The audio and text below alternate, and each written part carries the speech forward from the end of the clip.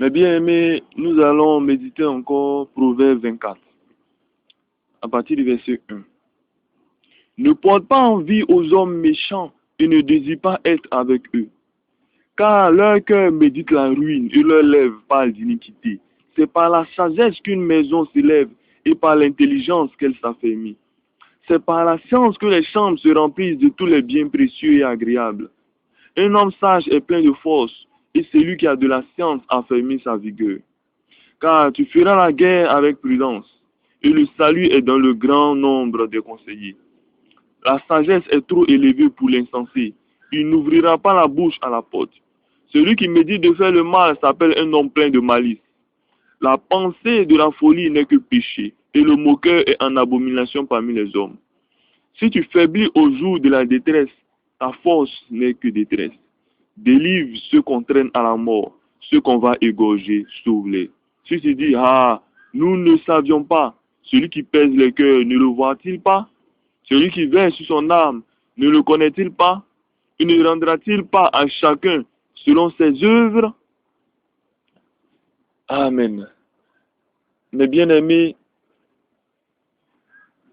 le sage dit dans le livre de Proverbes qu'il ne faut point être envieux. Il ne faut point convoiter les biens de celui qui est méchant.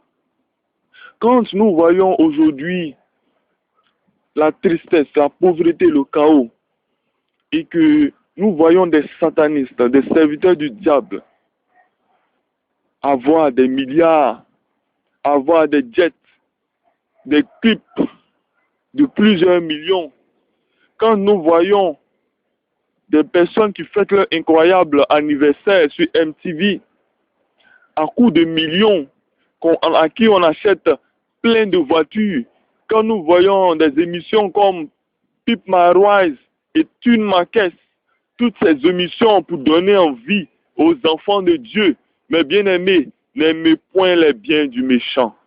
Ces biens-là sont passagers. C'est des biens même qui vont être détruits très prochainement.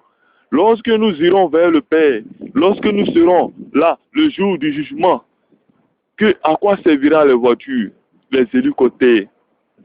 À quoi servira tous ces biens amassés et amassés? Ce sera vanité des vanités.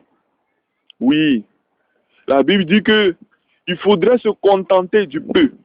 Le peu que nous avons, il faudrait se contenter du peu que nous avons. Oui. Et le sage continue pour dire que ceux à qui le Seigneur a donné d'avoir assez d'argent, qu'ils aident les plus faibles. Et il continue pour dire encore que le Seigneur voit le cœur des hommes. Si tu retiens d'aider ton prochain, le Seigneur sait comment te corriger. Si tu retiens de faire du bien à ton prochain, le Seigneur sait comment te corriger. Tu ne peux pas avoir à manger et priver ton voisin de nourriture, lui qui se meurt de faim. Tu ne peux pas avoir à boire et verser l'eau que tu as au lieu de donner à celui qui a soif. Tu ne peux pas avoir même l'occasion d'aider ton prochain et te détourner de lui. Le Seigneur Yeshua pouvait dire, ne te détourne pas de celui qui te demande. Oui, si quelqu'un te demande de faire 1 kilomètre avec lui, fais avec lui 2 miles. Oui. Et si quelqu'un prend ta tunique, donne-lui ton manteau. C'est la charité extrême. Le Seigneur n'est pas fou. Le Seigneur n'est pas sourd. Le Seigneur a sa sagesse au-dessus de toute sagesse. Mais s'il nous dit ces choses, c'est lui-même il a eu à exécuter ces choses. C'est parce que c'est des choses justes et c'est des choses bonnes. Tant que nous sommes sur la terre, soyons des témoins de Christ. Manifestons Christ dans nos membres. À chaque fois qu'on nous voit, il faudrait qu'on voie le Christ. Oui. Et même, c'est les païens même qui le révèlent. C'est les païens qui disent que celui-là est un enfant du Seigneur. Celle-là est disciple de Christ parce qu'elle est trop gentille. Elle manifeste la charité. Elle aime la parole. Elle ne marche pas avec les moqueuses et les moqueurs. Elle ne s'assied pas parmi les trompeurs, parmi les malicieux. Oui, elle a le cœur rempli d'amour, rempli de la parole. Et ses membres sont des membres qui sont soumis à Christ et qui sont soumis à son mari, à son épouse si elle est mariée. Oui, ce n'est pas une femme débauchée, débonnaire. une femme malheureuse, mais c'est une femme qui est toujours en joie. Que les hommes du monde peuvent dire que cette femme, elle est stérile, certes, mais le Seigneur manifeste sa force dans sa vie de telle manière que malgré sa stérilité, elle est en joie. Que les hommes païens peuvent dire que oui, celui-là, il est sans emploi. Oui, mais le Seigneur le manifeste sa force dans sa vie de telle manière que il est heureux tel qu'il est. Et il continue de persévérer. Il continue de prier. Il continue d'exhorter. Il continue d'évangéliser. Il continue aussi de bosser jusqu'à ce que le Seigneur lui donne l'occasion d'avoir véritablement un emploi. Toutes ces choses, nous devons manifester Christ.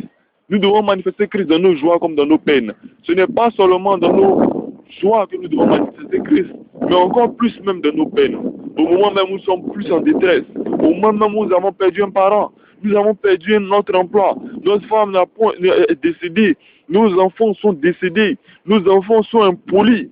Quand il y a ces choses-là qui se manifestent, il faudrait rendre gloire à Dieu. Il faudrait prier Dieu afin que Dieu nous fortifie en toutes choses. Je vous remercie, mes bien-aimés, car je sais que vous avez entendu et aimé cette parole.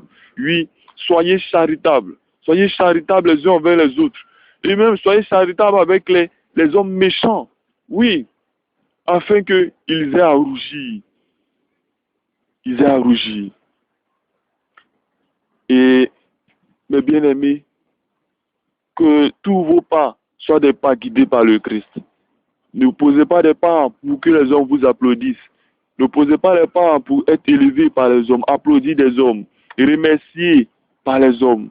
Non, mais sachez que tout ce que vous faites sur la terre, le Seigneur vous le rendra dans le ciel. Oui, nous le croyons et c'est notre foi.